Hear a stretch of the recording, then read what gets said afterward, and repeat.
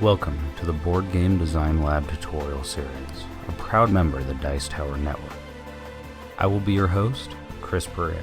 In this series, we'll give you, the designers, the tools and information you need to get your ideas from concept into digital prototype and more.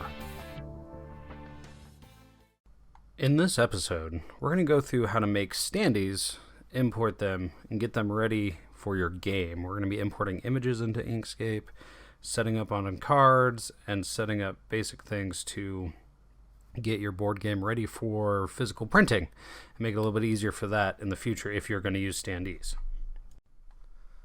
Alrighty, let's go ahead and get started. So the first thing we're going to do is we're going to set up the mini cards that we're going to use for our Standees. Now the reason why we're going to use mini cards, especially for prototyping, is the cost of a deck of them is super cheap. And if you get the little Standees, you can slide these cards in, use them for your prototyping needs, and then you could kind of choose something better if you want to fold over, like cut card chipboard or anything else. But for now, we're just going to stick with the standard mini card size for your Standees, so that way, after we make them and you're happy with them, it's really easy to convert them over into the print files that we need and send them off and get them cheap for the prototype, the physical prototypes and stuff like that.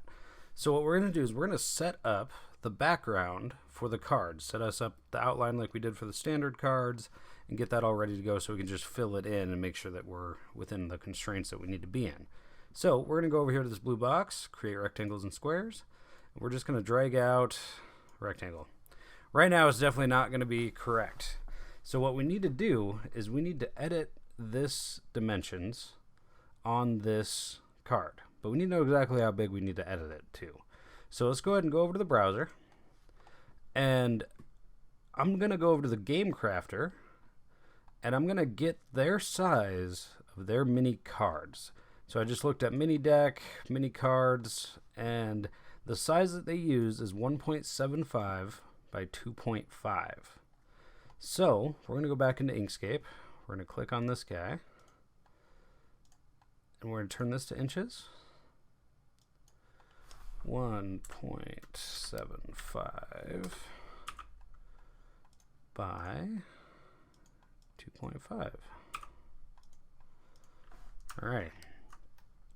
Now, we obviously don't want this to be all black.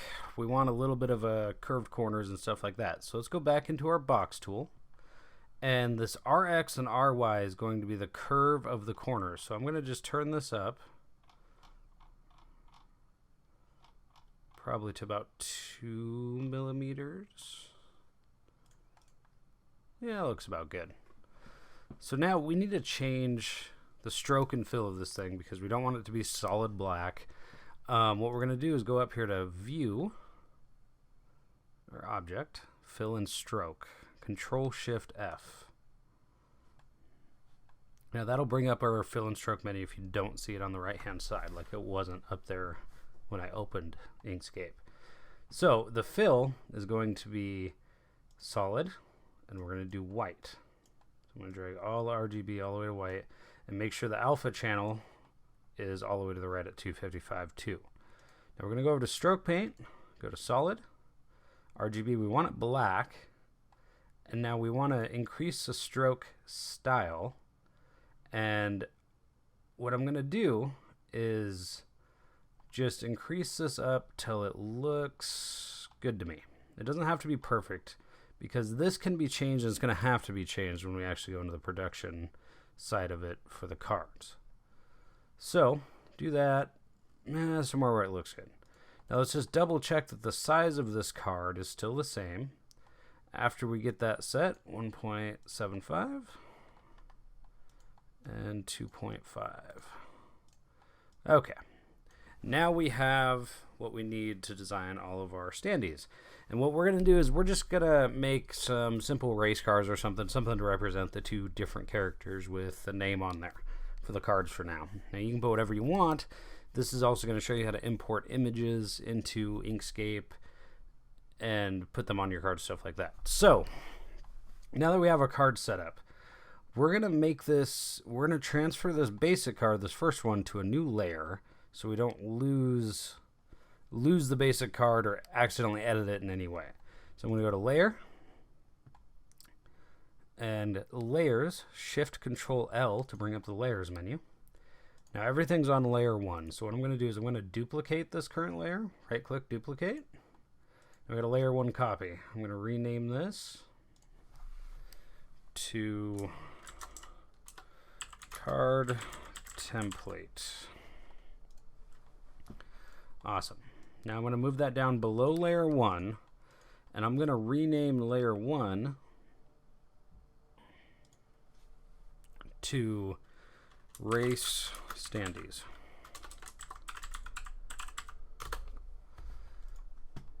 All right, I'm going to lock this card template and I'm going to make it invisible just so we have that saved, so we have an original copy in case anything happens.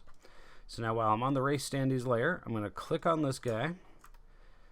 And now you can do a separate front and back for your Standees if you want to have information on the front of it, kind of like how it is in Verihacks, where you got the icon and the artwork on the front of the card, and then you got some information, the movement, attack, and stuff like that on the back of the card that's different. You can do that.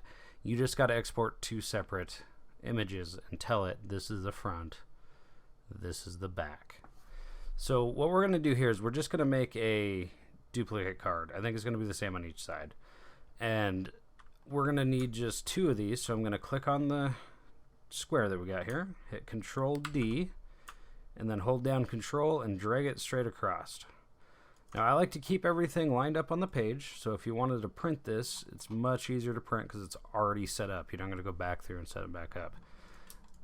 I am going to move these down a little bit to give the printer a little bit of dead space because it doesn't print all the way to the edge on all printers. Now, we need to get some images for these cards. We need to find something that we want to use as images for our guys. I'm going to just pick some race cars. So what I'm going to do is I just searched Creative Commons Open Clip Art, CCO Clip Art. The first thing that came up is Unlimited Commercial Use Open Clip Art. And as according to this, you can use this for anything. Commercially, education, church, school, job, even to manufacture products globally. Awesome. Now what I'm going to do is search in here is I'm going to go, let's do race car. See what they have. And just find something. I want to find 2 that look similar, 2 different colors for the 2 different players. And let's see, click through here just a little bit. Hey, these guys look cool. Not necessarily Standees, but I think they'll work for now just because I like how they look.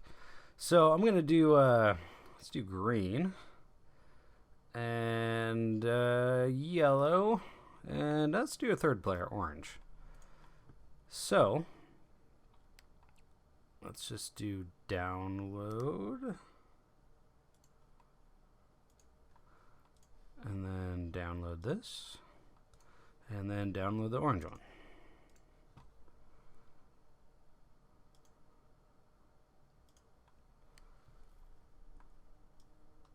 Now that we have these downloaded, we're going to go get these imported into Inkscape. So go ahead and find where you save them and make sure you know where you save these Standees at. I got mine saved right here with the episode in Standees. And we got race car 5, 9, and 10. Now I'm going to go over to Inkscape. And since we're going to have 3 players on this, I'll click on this, duplicate it, hold Control, slide it across. That way it stays vertically in line. And what we need to do now is we need to import the pictures. Now there's a few ways you can do that. You can just click and drag it from the file. You can go File, Import, and then find the files that you want to import. Racing Car 5.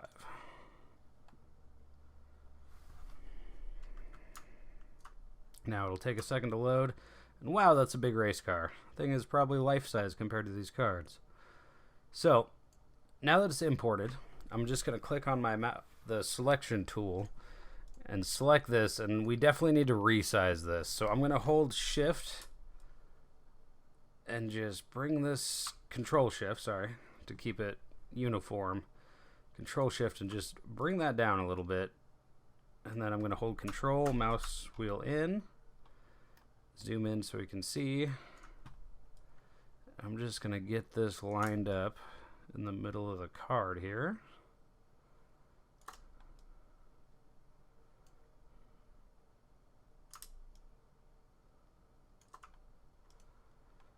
Now,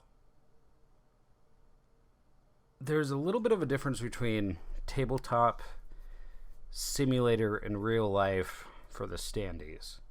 Now, the standard plastic Standees that you can use, let me see if I can pull them up here.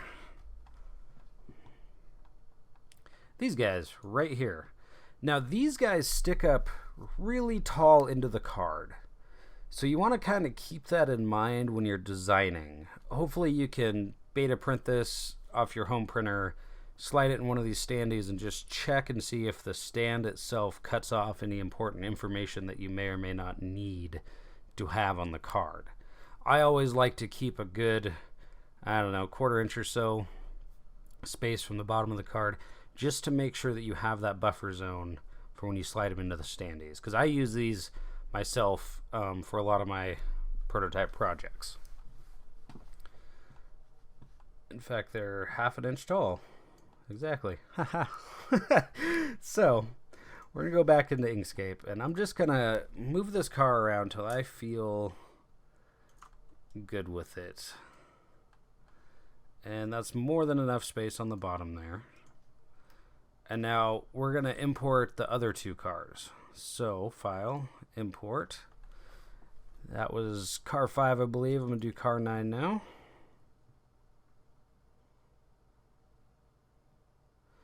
Once it imports, I'm just going to control mouse wheel, zoom out, control shift, and make this guy a lot smaller. And now one thing I want to do is I want to make sure these all look the same. So this guy is the same size as this guy, and they all match up. So this is, I'm just going to simplify this. I'm just going to turn this to 8 on the width, and then just turn it down to, it'll auto adjust. Oh, all right, let's keep it in scale. So I turn that down to 8, and it auto adjusts the height a little bit to 2.102. So I'm going to do the same thing here. So I'm just going to hit 8. It'll change it down to 799 or close to, and keep it there. Perfect. Okay, now let's get the other card in here. Import card 10.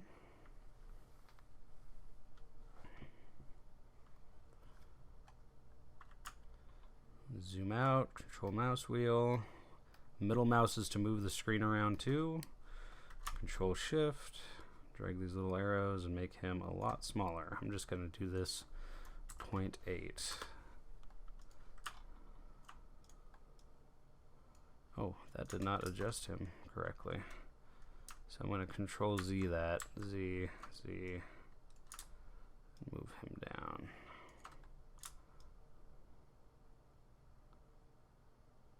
To 0.8, there we go. All right. Now, let's line all these up so they all look the same. None of them are anywhere else. So we got to go back over to View. Object, sorry. Align and distribute. Shift Control A. Now we got all these. We're going to top align them, and we're going to go to last selected, not selected area, last selected, and top align all these. Perfect. And now we're going to align these centered to the card as well. So I'm going to click on the car, hold shift, and then click on the card background, and we're going to center align these right here. Center on vertical axis. And we'll do that for all 3 of them.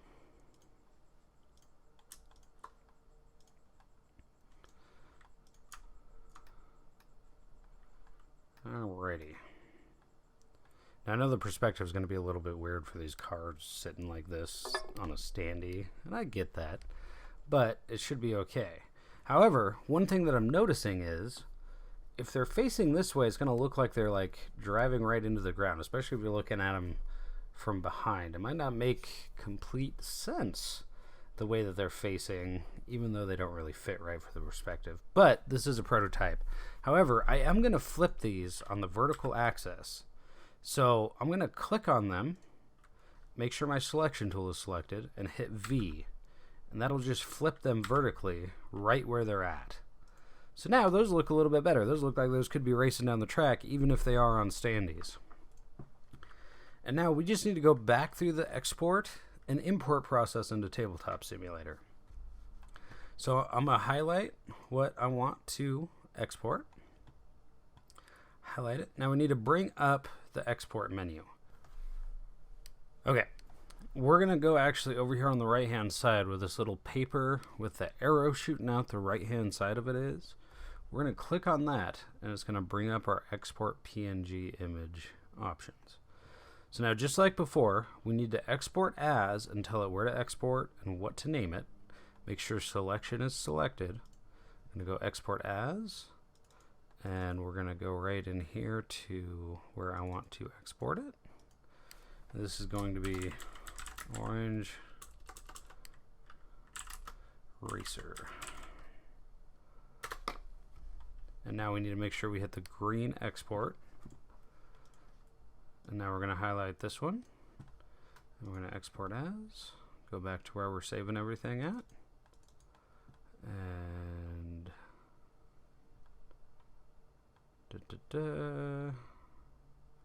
what? Standees. There we go. Green Racer. And now we need to make sure we hit the green export. And do the same thing for the yellow one.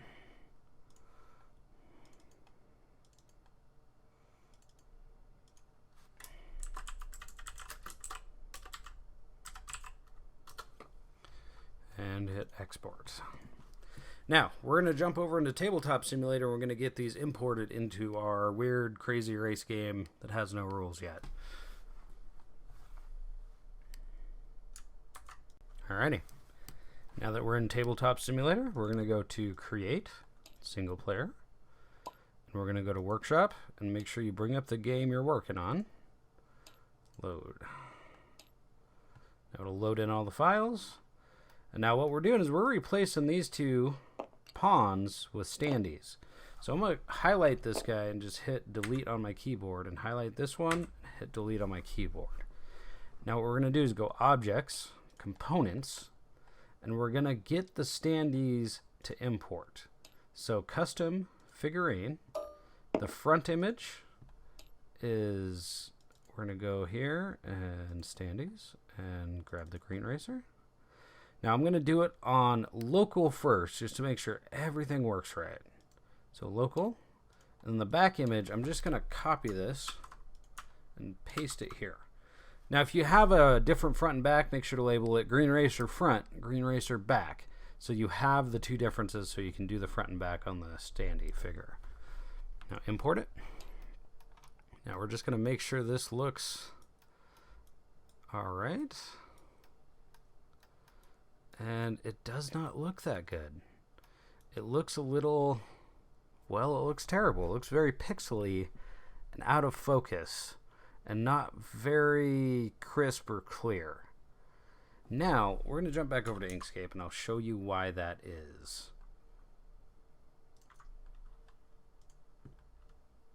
So, when we're exporting these, there's settings that we can do. And the settings that we need to change is the DPI export settings. So right now, if you look over at your export PNG image setting, it says the image size, width, and height pixels at 96 DPI. Now that's extremely low, especially for our Tabletop Simulator. The standard that I think Tabletop Simulator recommends and what I use and that looks good is 300 DPI. So that way you got plenty of resolution on the card to use. A lot of print shops are going to want you to use higher DPI images as well. Some of them don't have a requirement. You can go as high as you want. Others say, I believe it's 300. At least a few that I've looked at, just to check, has been 300 or about 300, give or take. So I'm going to change this to 300.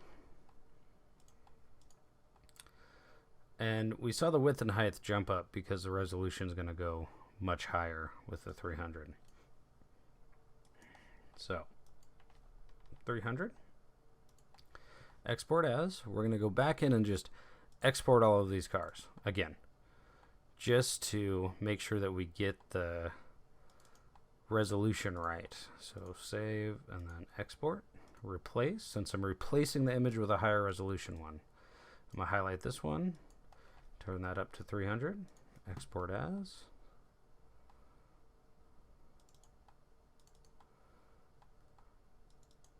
And this is the green one.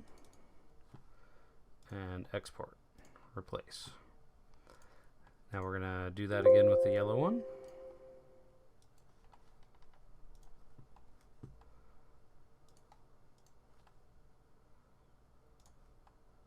And replace. Now we're going to jump back over into Tabletop Simulator, and I'm going to do another figurine. And this time we got to do a different one than the first one. And the reason why is because Tabletop Simulator keeps the files in memory. And so the only way to clear that is to either rename the file or close out Tabletop Simulator, reload it, or reload your workshop mod. But now I know that the basic file, even though Tabletop Simulator is still displaying the older one, I know that the file, the root file, is the higher resolution one. So when I upload this and then reload it, it will be that high resolution file. That's why I always do this check to make sure that everything looks good. So now that we already have the green, let's do the orange. I'm going to do local, copy. And that's another reason why I don't do cloud upload, because that's uploading it to the cloud and then you got to rewrite it. It takes a lot of extra time. If you just do local, where it reads it off your hard drive a little bit faster, and you can make sure everything's good when you upload it to the cloud. So import. So now if you look at these two standees here side to side, there's a big difference. Now you're going to want to make sure that anything you upload to Tabletop Simulator does have that higher resolution DPI export setting. Some programs don't support it. Inkscape does. Just make sure that it's at least 300 so it looks crisp and clear. So let's get our other car in here.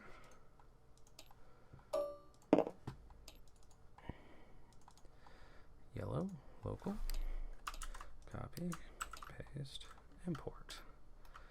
Perfect. Now I'm just going to pick these guys up, mouse wheel them around, and kind of just set them over here for now. Now these guys are huge. And what I'm going to do is I'm going to highlight them and hit the minus button on my keyboard and just pull them all down a little bit. Even though this ain't going to be in scale, it might not be in scale for when you're printing them, but it'll look fine when you're playing with it here. So, and plus this board is pretty big. These are probably actually in scale about what it's going to look like on your physical prototype, really. Now, one other thing that you can do in Tabletop Simulator that you can do in real life by changing the stands to different colors is change these colors to different colors as well. So what I'm going to do is I'm going to right click, go to color tint, and I'm going to just turn this to a yellow. Hit apply. It's a pretty bright yellow. Let me turn it down to a little bit, maybe more of an orange. No, I can't do that because we've got another yellow player. Okay, well, that'll be all right. Now I'm going to turn this one to orange.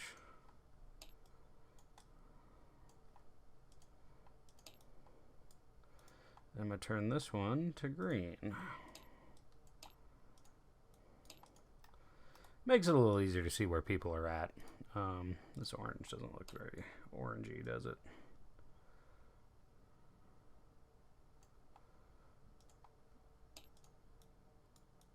Okay.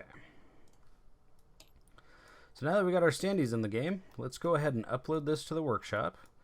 Now, first things first, now that we got all those set up, we're going to have to go upload Cloud Manager. Hit this up icon, upload, and upload. This will swirl around for a bit. it'll say that it's loaded. Reload your game. Download the new assets.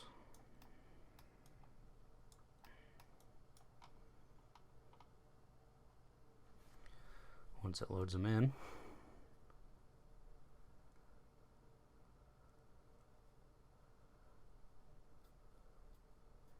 there we go. Alright, now you see how I said the car, when we originally uploaded it, the screen one wasn't that high of resolution, and then we re-edited the original image file. Like I said, it'll pull whatever current image file that name is under and upload it. But Tabletop Simulator will keep it in memory and not reload it unless you reload your mod or reload the assets. So now all we have to do is upload to the workshop. Workshop upload. We're going to go update workshop, choose the mod that we're updating, and hit update. It'll begin the upload. Update successful. Now I always like to go back in, go games, reopen my game, and just double check. Make sure. Oh no, it didn't do it.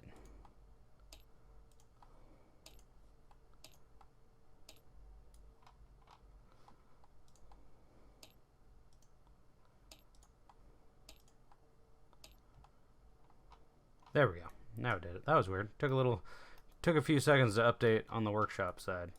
So now that we got it all worked out, we're good to go. Thanks for watching. Make sure to subscribe, hit the bell icon to get notified of new uploads, and listen to the podcast wherever you get your podcasts at. Get in touch with the community over at our Facebook page, or talk with other designers in our Discord channel. All the links at BoardGameDesignLab.com or in the description below.